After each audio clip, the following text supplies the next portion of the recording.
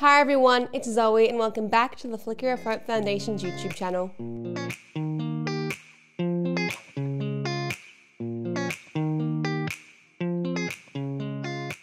Okay, so before we start, just letting all of you know, this is actually part 2 of this video.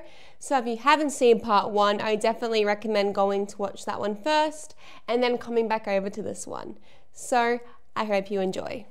Okay, and now I have my second special guest of the day. This is... Hi, I'm Kim Bozzagli. I'm a team leader within the neurogenetics lab here at the Murdoch Children's Research Institute. Okay, amazing. So thank you for joining me today. So you're also involved in some research with Flicker of Hope. Can you tell us a little bit about that? Yeah, sure. So my passion really is understanding how the brain works and functions and how it develops and how our genes sort of can affect the way the brain develops. So with the generous funding from Flicker of Hope, we're able to generate some what we call stem cell lines from individuals with NF1. And what that means is, so with the clinical team, they have a large cohort of individuals with NF1 that have come in for assessments and like really thorough cognitive assessments and MRI scans and things like that. And during that assessment, they take some blood from the individuals, and with that blood, we can then reprogram that back to stem cells.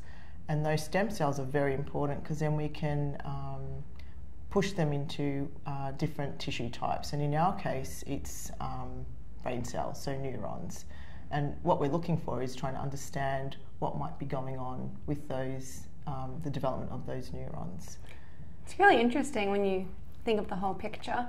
So is the project you're mainly on to do with the stem cell? Is that what you call it, the stem cell? Yeah, so with NF1, so what we're focusing on is the neurodevelopment aspect. So autism mainly is what I'm interested in, but you know, looking at neurodevelopment in general, and then what sort of trying to understand what causes it. So treatments today for these neurodevelopment challenges are based around symptom management. So you know, if a child has anxiety, we can give them medications that might help with that, and sleep issues and things like that. So we're very good at managing symptoms, but we don't know what's causing it. So what I'm trying to do is really rewind back and figure out what's going on in the biology. So really looking at the early stages of development and trying to understand what is going wrong with development and what we can maybe target to then prevent these symptoms from happening. Right, so have you kind of noticed a difference between development with a child that has NF type 1 as opposed to a child that doesn't have any of those issues? Yeah, we have seen that, and we also, another thing that we have is technology called gene editing. Okay. So we, from the individuals with NF1, we can figure out what genetic mistake they have or mutation they have within the NF1 gene. And we have technology now that can sort of correct that mutation or genetic mistake to make it more normal again. And we grow them side by side. So we're not just looking at control individuals or those that are unaffected, but we're modelling the same individual cells. The only difference is that we've corrected that genetic mistake. And what that enables us to do is to really look at differences in the growth and development of these neurons and try and understand what's going on. So it's kind of like, so neurons are like electrical cables. Right. So lots of signals going from one cell to another cell, which enables us to undergo all our daily activities. Yeah. We believe that that there is a miswiring, if you like, in these individuals, in the brains of these individuals. So those signals aren't effectively transferring. So it's like if you've got a kink in a electrical wire, those you won't be able to power your kettle or your you know, your lights or whatever.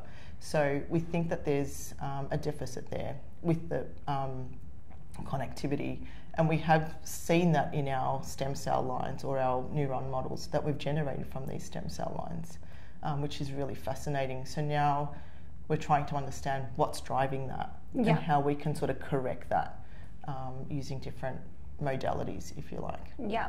So I'm assuming this project is definitely one that's going to take quite a long time to like complete. How long has it been going for roughly? Do you know?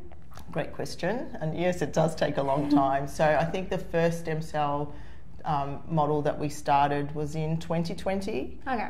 So it's been a few years. Yep. But we've created a large bank of cells that we can work with. So it's not just 1 or 2 patients. We've got a number that we can model at the same time. And we've gone from 2D models where we can, you know, get a snapshot of what's going on with those connectivity issues and structural issues, but now we're moving into 3D more complex models, so what we call brain organoids. So we're not making a whole brain, but we're making a region of a brain that's important for cognition. And we've shown so far that the brain organoids in the individuals or in the patient cell lines are much larger than the corrected control cell line, which is really fascinating because it sort of translates back to what we see in the clinic. So individuals with NF1 have larger brain sizes and larger head sizes. Yeah. So we're seeing that with our models, which is amazing. Yeah, it's really interesting to think of like the fact that people with NF obviously are more likely to have all of these kind of cognitive issues, if you can call it an issue, and obviously just like something as simple as like a slightly larger head and stuff is common, which is very interesting. Yes, it is. Yeah, but trying to find out or figure out why those brains are larger and what's driving that is really important, so that we can sort of help with management of these problems, if you like. Yeah. So on the topic of using your 2D models and moving to a 3D model, is there much more the 3D model will give you? Yeah, so the 2D model is really one type of neuron in the brain that we're modelling, whereas the 3D model has lots of different types of brain cells. So in our brains we have lots of different types of neurons as well as supporting cells which work together to help us out in our daily lives. So it is a more complex model. It does take longer to grow, so I've taken them out to 6 months, 8 months, and that's just one experiment. Wow. And you know, in science, you must repeat things multiple times to get a similar result, to really validate what you're showing that it is real. Making sure it wasn't just luck or a fluke. Correct. You have to make sure it's actually accurate and will sustain. Correct. That's right. Whereas a 2D is a more quick and easy sort of method. You know, you get mature neurons by 6 weeks of differentiation from stem cell to neuron, and we can look at intricate detail, so we can look at structure and even activity, so how well they're connecting and talking to one another. So there's benefits of both, but I think they're both complementary, so we do need both models, because one can give you ideas of what to look for in a more complex model as well. That's all really interesting.